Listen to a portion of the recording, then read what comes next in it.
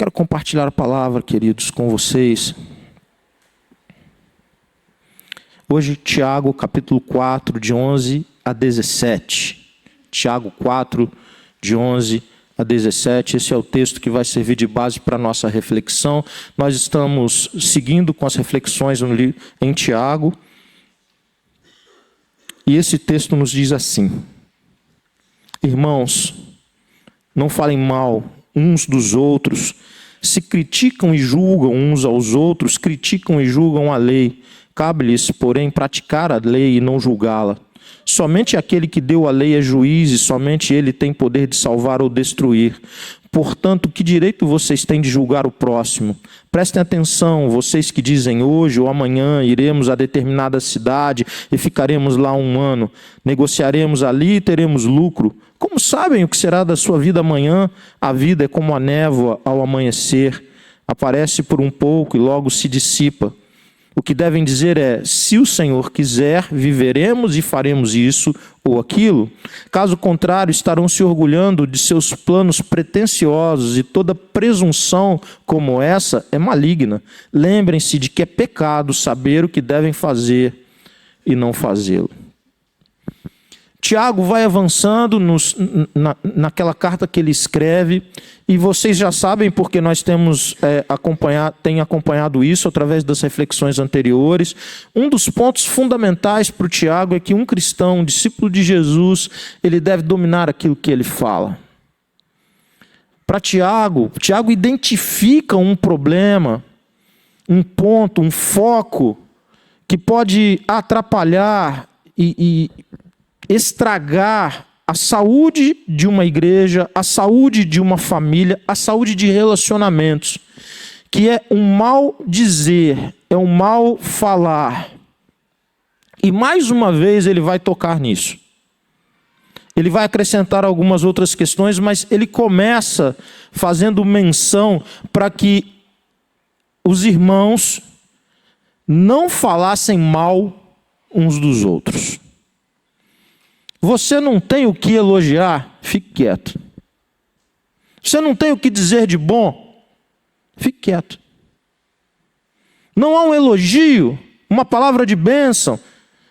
Fique quieto. Mas o que Tiago, já de cara, ele é muito direto, é a característica dele. Ele está dizendo que nós não deveríamos nos colocar na situação de falarmos mal uns dos outros. Que essa posição não nos cabe, que isso não é para nós. E você já viu algum relacionamento, seja na família, seja na igreja, seja no trabalho ou qualquer lugar, que os problemas foram resolvidos porque um falou mal do outro? Não tem, não existe. Isso nunca acontece, as coisas só pioram. Você pode falar com o outro. Você pode falar com a pessoa, você pode abrir o seu coração para ela, e você deve fazê-lo. E fazê-lo com amor, com respeito e com verdade. Mas jamais falar dela, falar mal de alguém. Esse é o primeiro conselho que Tiago tem para nós. E nós sabemos, e Tiago também sabia, que consequências terríveis acontecem na igreja, na família ou em qualquer relacionamento, quando nós rompemos esse limite. Há um Deus, e ele vai fazer menção disso, esse sim, que é conhecedor de todas as coisas, que é conhecedor do coração, da mente, das intenções. Este sim, esse é capaz de exercer juízo sobre a vida de alguém, mas um justo juízo. Nós não. Então não nos cabe falar mal de quem quer que seja. Não nos cabe ocupar essa posição.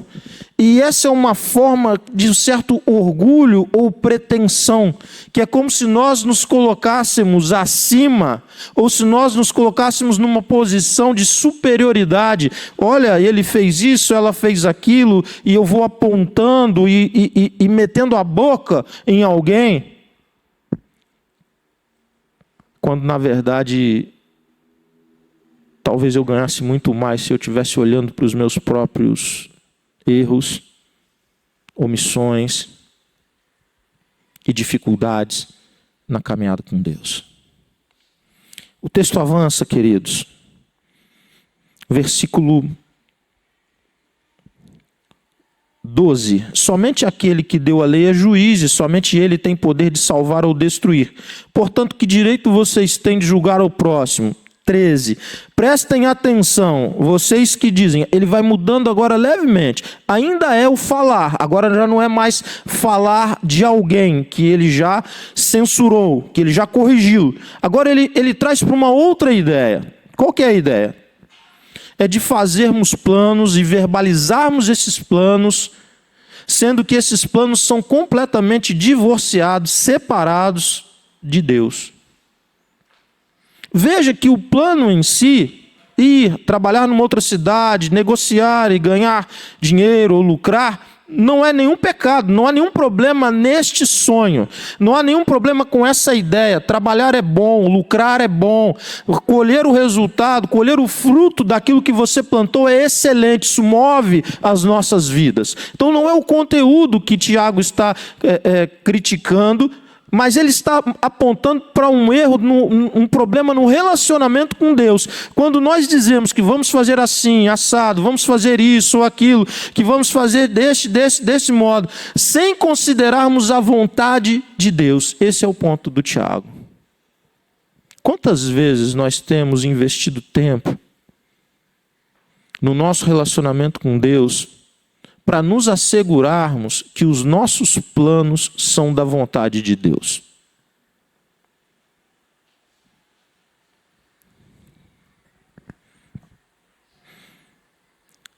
O amadurecimento humano, ele normalmente se dá da seguinte forma: você é criança, você nasce e você depende do seu pai, da sua mãe, do seu cuidador, você confia nessa pessoa porque ele te serve, te protege, te ama. E à medida que nós vamos crescendo, nós vamos nos separando, nós vamos nos distanciando dessa pessoa.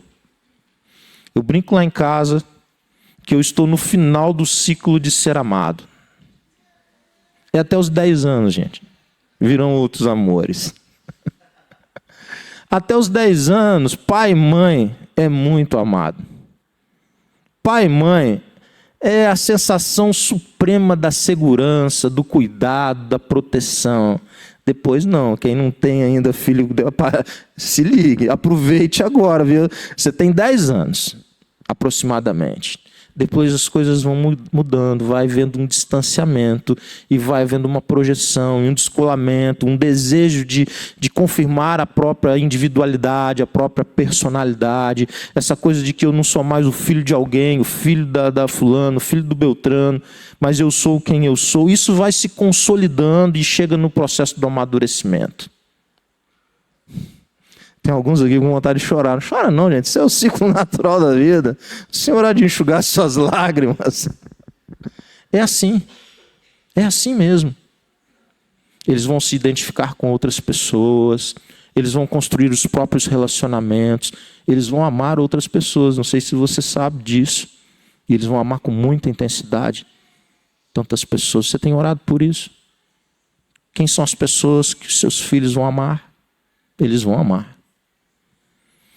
Então nós chamamos isso de maturidade, o caminho da maturidade. Ele vai se descolando, ele vai se tornando cada vez mais independente, mais dono do seu nariz, e cada vez ele vai te dando menos satisfação, e você com muito jeito e tato ainda tenta pegar alguma coisinha e tudo, com muita dificuldade daqui e ali, pega uma pontinha, pega outra, depois não pega nada, e é assim mesmo.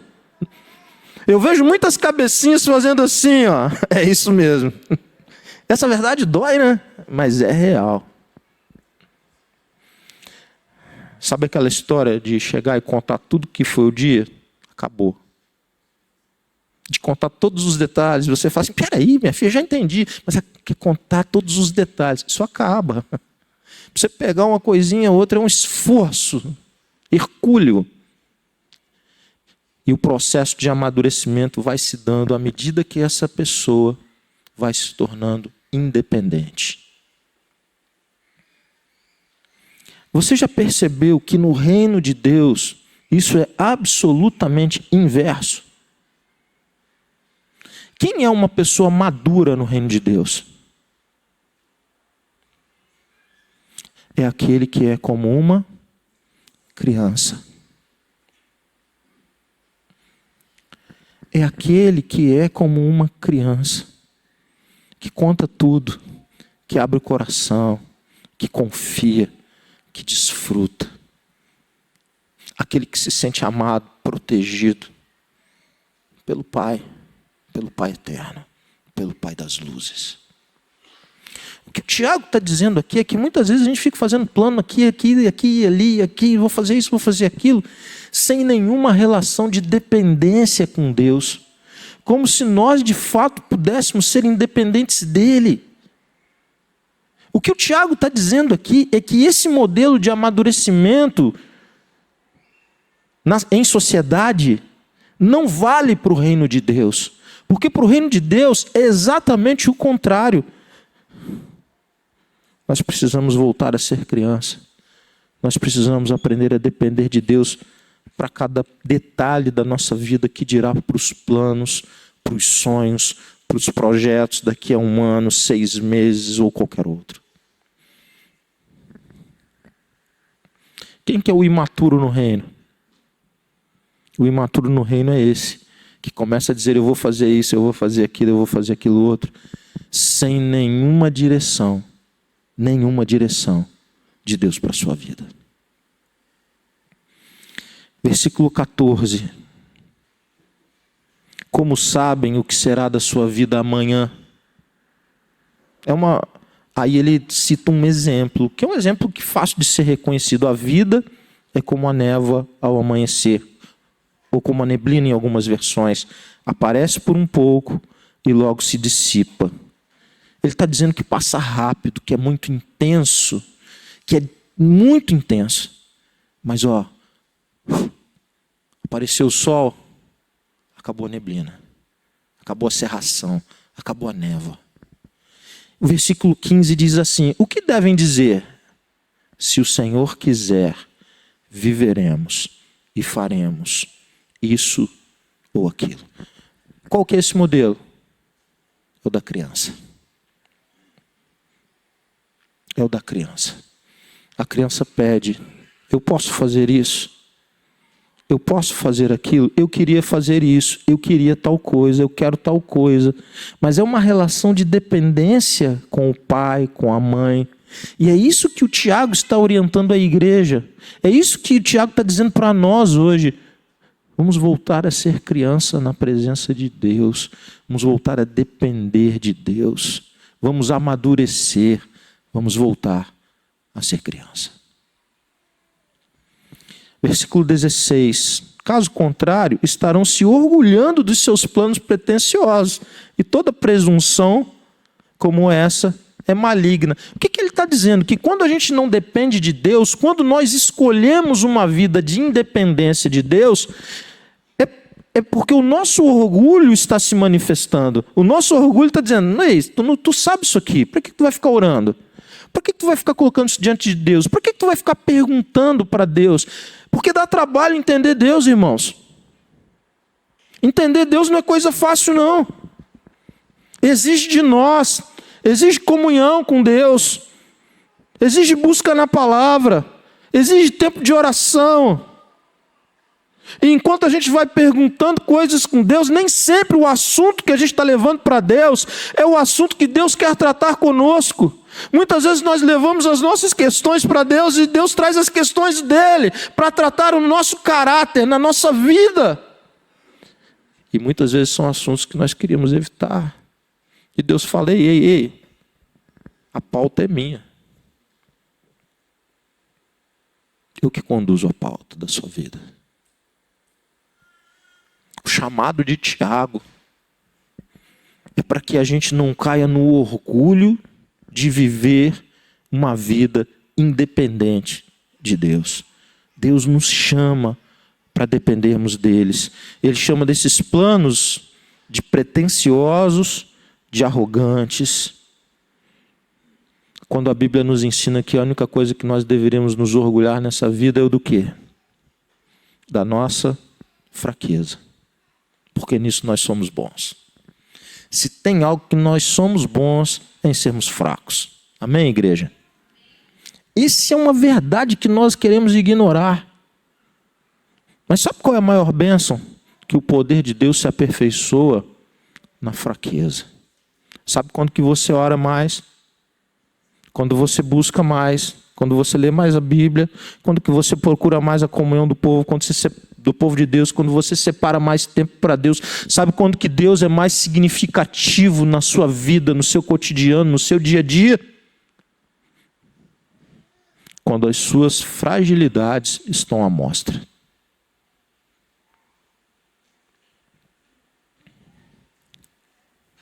O poder de Deus se aperfeiçoa na nossa fraqueza. Viva preso, amarrado, abraçado ao Senhor da sua salvação. Seja fraco, cada vez mais fraco. Cada vez mais dependente. Cada vez mais fragilizado diante dele. Irmãos, nós vivemos um mundo que nos embrutece tremendamente. E às vezes nós reproduzimos isso na nossa relação com Deus. E às vezes nós valorizamos essa característica, mas na verdade ela nos distancia da comunhão com o Senhor. O que o Senhor está nos chamando para viver com Ele é uma relação de profundo amor e dependência e confiança e segurança na presença e sob os cuidados dEle. Amém? Amém, irmãos? Versículo 17. Ele introduz um novo aspecto. Lembre-se que é pecado saber o que devem fazer e não fazê-lo. É maldade dele colocar isso aqui, não é? Fala a verdade. Porque se a gente dissesse assim, não entendeu tudo? Entendi. Beleza, bora lá. Entendi tudo. Basta entender. E o Tiago está dizendo assim, ei. Não basta entender. Entender só é o começo do processo. É o início da transformação.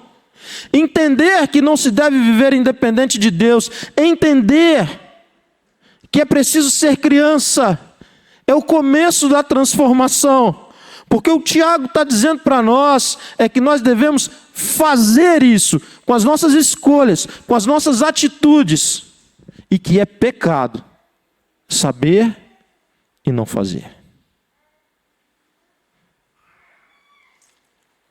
A quem mais é dado, mais é cobrado. A quem mais é dado, mais é cobrado. Por isso não tem o coração dividido. Não tem um coração dividido. Será que eu entrego para Deus? Mas e se Deus não quiser? E se o meu sonho Deus não abençoar? E se o meu projeto Deus não confirmar? E se não for do jeito que eu tenho sonhado? Do jeito que eu tenho trabalhado? Você sabe qual é a maior recompensa de Deus para a sua vida? A presença dEle. A maior recompensa de Deus é Ele mesmo. Essa é a maior recompensa de Deus. Então desfrute da maior recompensa. Busque em Deus direção, sabedoria, força, coragem, mas dependa dEle. Seja fraco na presença do Senhor. Entregue a sua noite, entregue o seu dia, entregue o seu trabalho, entregue sua família, entregue o seu empreendimento. Irmãos, não é fácil para mim pregar esse sermão hoje. E terminar esse sermão dessa forma.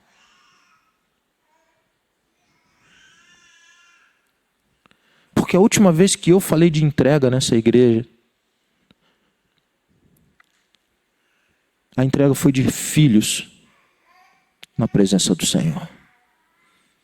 Entrega o teu Isaque. E nós saímos dos portões afora, às vezes achando que isso é tão distante, que isso está muito longe. E como nós bem sabemos, não está.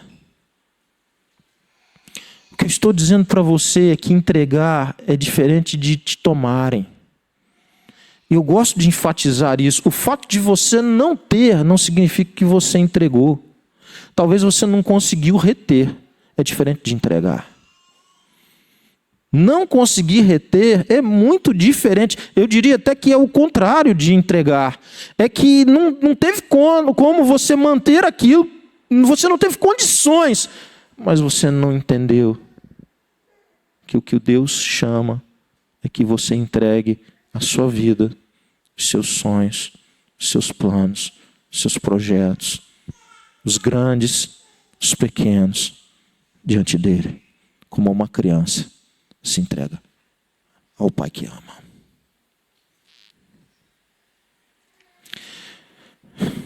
Seja qual for a sua idade, a sua experiência, o seu conhecimento, o Senhor está te chamando para considerar tudo isso como muito pouco, como nada, diante daquilo que Ele tem para te oferecer.